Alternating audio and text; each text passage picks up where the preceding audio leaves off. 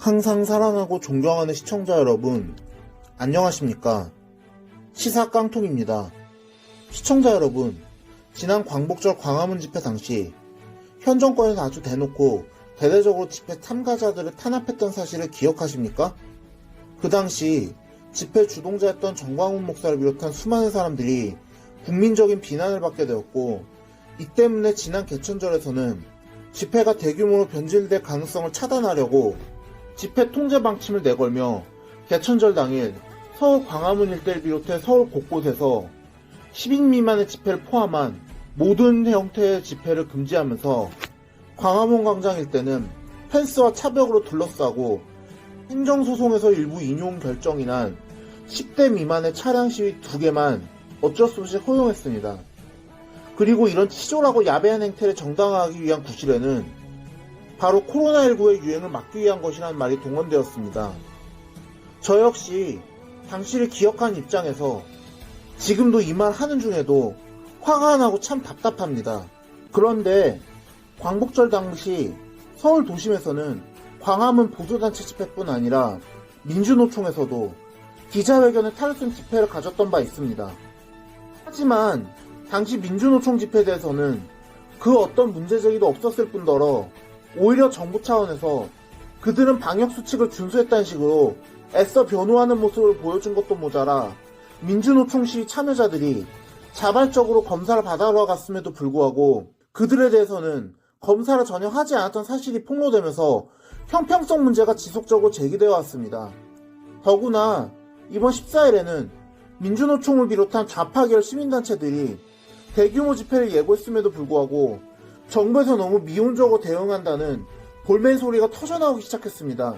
더구나 그들이 집회를 막는 가장 큰 명분 중 하나인 코로나19의 확진자가 14일 집회 전 일주일 동안에는 하루 평균 134명 발생하면서 개천절 집회 직전 일주일 동안 하루 평균 71명을 상회하는데도 이러는 것입니다. 이 때문에 국민의힘의 서울 송파병 당협위원장인 김근식 경남대 교수는 13일 자신의 페이스북에 개천절에는 광화문 일대가 코로나 바이러스 창궐 지역이었고 11월 14일에는 광화문 일대가 코로나 청정 지역인가 보다 라고 쓰면서 개천절 반정부 시위대는 코로나 보균자들이고 11월 민중대회 시위자들은 코로나 무균자들인가 보다.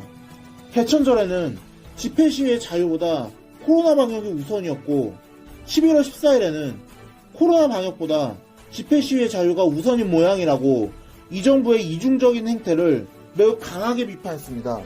그러면서 김 교수는 문재인 정부를 향해 개천절 반정부 시위대는 살인자이고 민중대회 시위대는 민주시민인가 라고 따져 물으며 문정권에게 개천절 집회는 원천봉쇄와 불신검문의 대상이자 살인자들의 준동이고 11월 집회는 보호 대상이자 민중의 평화 시위인가, 국민을 둘로 나누는 분열과 적대 정치, 우리 편은 챙기고 남의 편은 찍어내는 차별과 배제의 정치라고 강도 높게 문재인 정부를 질타했습니다.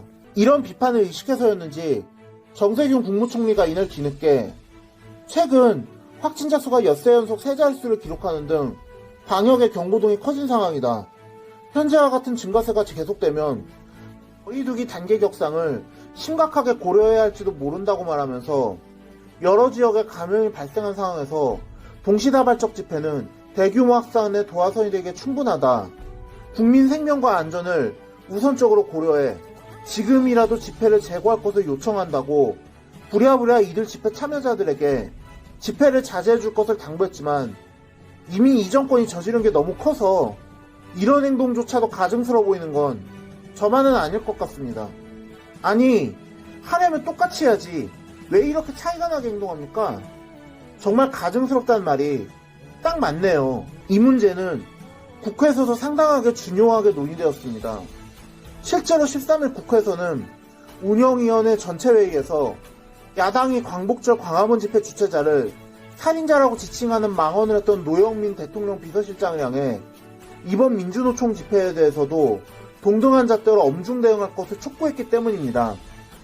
국민의힘 정점식 의원의 경찰에 신고된 집회 참가자 수가 15,000명이 넘는데 집회를 허용한 이유가 무엇인가라는 질문에 노 실장은 1단계 방역 수준에는 100명 미만의 집회 신고는 현재 방역규칙 준수를 조건으로 집회 개최를 보장하고 있다. 진보든 보수든 동일한 원칙을 적용한다고 말했는데요. 그러자 같은 당 김성원 의원이 집회, 시위관에선 똑같은 잣대를 동일하게 적용해야 한다.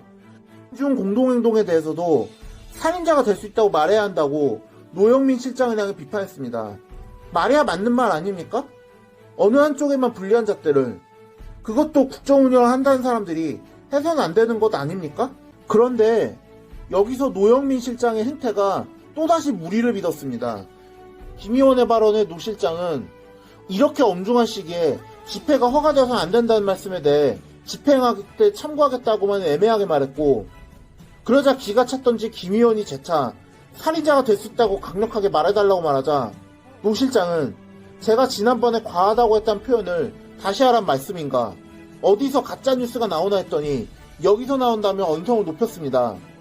이에 배현진 의원이 광화문의 많은 분에게 살인자라고 했지 않았냐고 노 실장에게 반박하자 노 실장은 국민에게 살인자라고 한 적은 없다고 다시 뻔뻔스러운 거짓말을 하면서 자신의 과거 발언을 부정하는 추태를 보였는데요. 이에 한국경제 측에서 국회 속기록을 들춰보고는 노 실장의 거짓 해명을 비판한 기사를 냈습니다. 사실 거기까지 갈 것도 없이 이미 노 실장이 자기 입으로 살인자 우르나는 발언을 한 영상이 이미 유튜브에 쫙 깔렸지만요.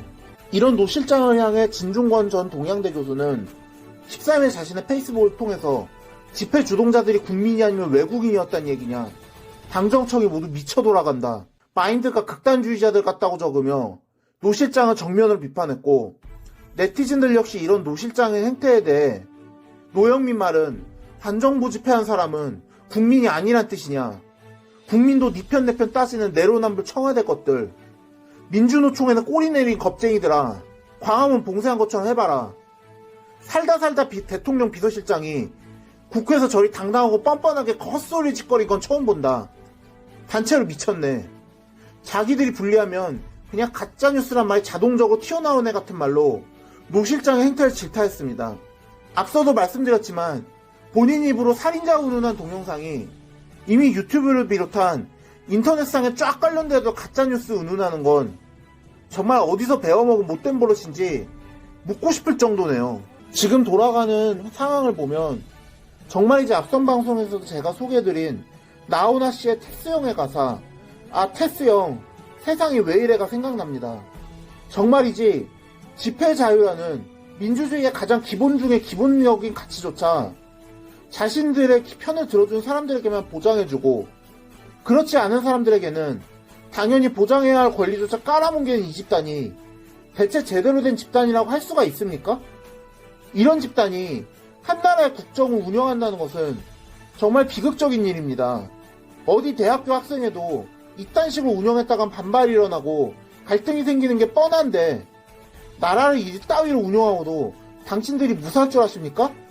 한번 두고 봅시다. 오늘의 영상은 여기까지였습니다. 들어주셔서 감사합니다.